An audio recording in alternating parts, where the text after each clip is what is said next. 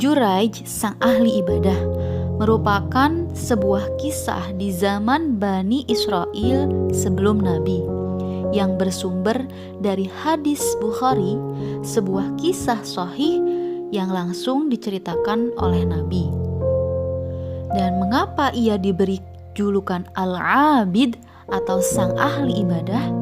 Karena seluruh hidupnya digunakan untuk ibadah.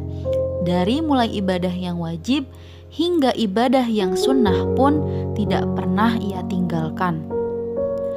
Dan saking ingin khusyuknya ia melaksanakan ibadah, maka secara khusus Juraij membangun mushola sendiri yang letaknya jauh dari kota dan jauh dari tetangga agar ia bisa beribadah dengan khusyuk, nyaman, dan tenang.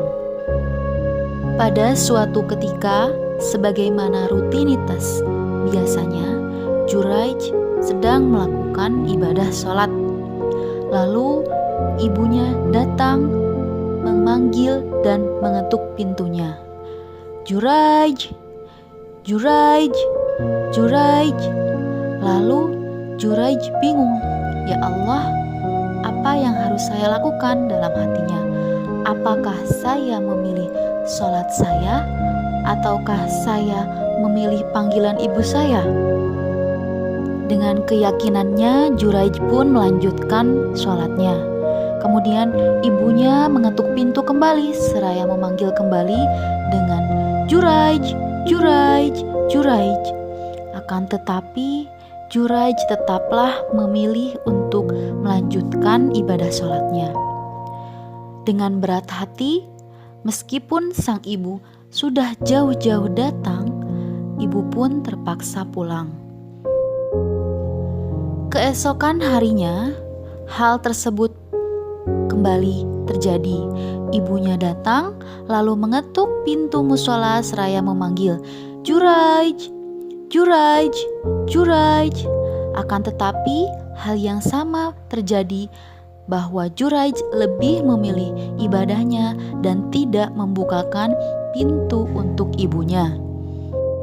Keesokan harinya di hari yang ketiga, sama seperti biasanya Juraij sedang melakukan ibadah sholat dan ibunya pun kembali mendatangi mushola tempat ibadah Juraij. Dengan melakukan hal yang sama, mengetuk pintu sembari memanggil Juraij. Akan tetapi Juraij masih dengan pendiriannya, yaitu tetap melaksanakan ibadah sholat dan tidak menghiraukan panggilan sang ibu. 3 hari yang sama dan 3 panggilan yang sama, sang ibu yang sudah jauh-jauh datang ingin bertemu dengan anaknya mulai emosi karena sang anak tidak membukakan pintu untuk ibunya. Lalu sang ibu berdoa kepada Allah, Ya Allah, jangan kau cabut nyawanya sebelum ia mendapatkan fitnah perempuan. Dan ibunya pun bertekad untuk pulang dan tidak akan mendatangi Juraij kembali. Karena begitu dahsyatnya doa seorang ibu, maka doa tersebut naik ke langit, didengar oleh Allah, diijabah oleh Allah, dan turun ke bumi. Maka terjadilah di sebuah kota tempat mushola Juraij didirikan, terdapat seorang wanita, mohon maaf wanita pelacur, penzina yang menantang bahwa ia bisa menggelincirkan nama baik Juraij. Dikisahkan bahwa sang penzina tersebut telah melakukan zina dengan seorang penggembala domba hingga ia hamil dan melahirkan seorang bayi. Lalu dengan sengaja ia menyebarkan berita fitnah bahwa saya telah melakukan zina dengan Juraij, sang ahli ibadah. Inilah anaknya Juraij. Saya jadi korban zinanya. Mendengar kabar tersebut, Orang-orang heran dan terkejut. Mengapa bisa Juraij sang ahli ibadah tiba-tiba mendapat kabar buruk tersebut, hingga akhirnya orang-orang pun berkumpul ramai-ramai menuju musola tempat Juraij ibadah.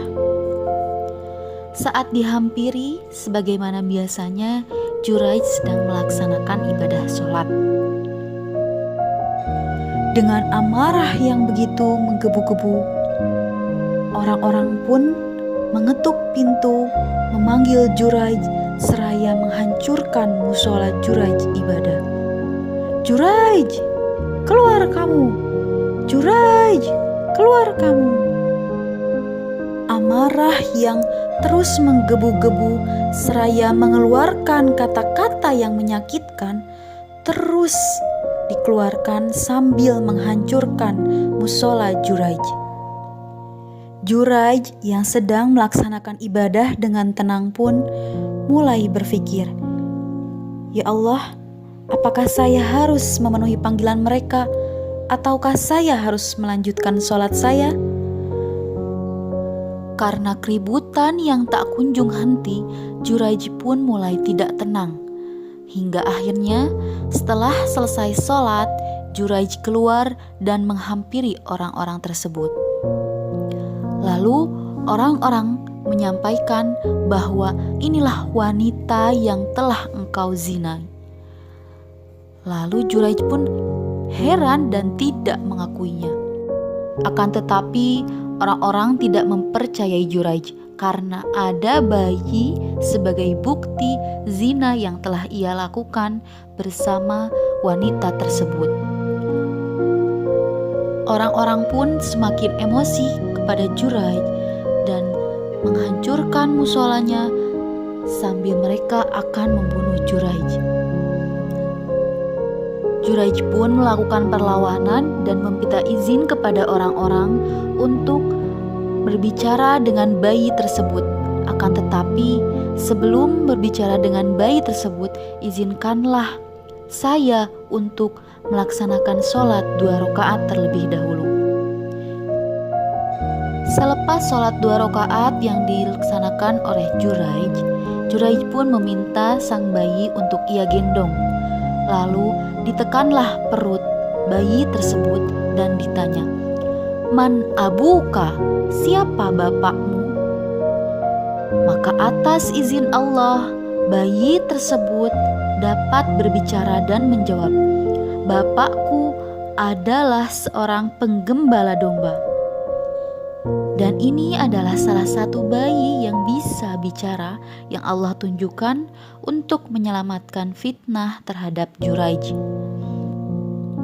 Semua orang yang menyaksikannya pun heran dan mereka meyakini bahwa ini bukan sembarangan bayi karena dapat berbicara untuk menunjukkan bahwa wanita itu berbuat zina bukan bersama Juraij. Hingga akhirnya orang-orang tersebut merasa malu dan memohon maaf kepada Juraij karena telah menghancurkan musolanya dan akan membangunnya kembali dengan batu dari emas. Lalu tiba-tiba ibu dari Juraij datang dan berkata, Jangan kalian bangun musola ini dari emas. Cukup saja Allah tunjukkan melalui kisah ini bahwa dahsyatnya doa seorang ibu yang dikabulkan oleh Allah mengalahkan sang ahli ibadah. Hikmah yang dapat diambil dari kisah ini, ahli ibadah pun masih bisa celaka. Maka pada intinya, jika hidup kita ingin selamat, terhindar dari celaka, berbaktilah kepada kedua orang tua, khususnya ibu yang telah mengandung, melahirkan, menyusui dan membesarkan kita. Dan ketika hidup kita sedang ada masalah, ada kesulitan, maka cek kembali hubungan kita dengan orang tua, khususnya ibu. Wa barram bi walidati walam yaj'alni jabbaran syaqiyya. Dan aku diwasiatkan untuk berbakti pada ibuku, dan Allah tidak akan menjadikan aku orang yang sombong lagi celaka.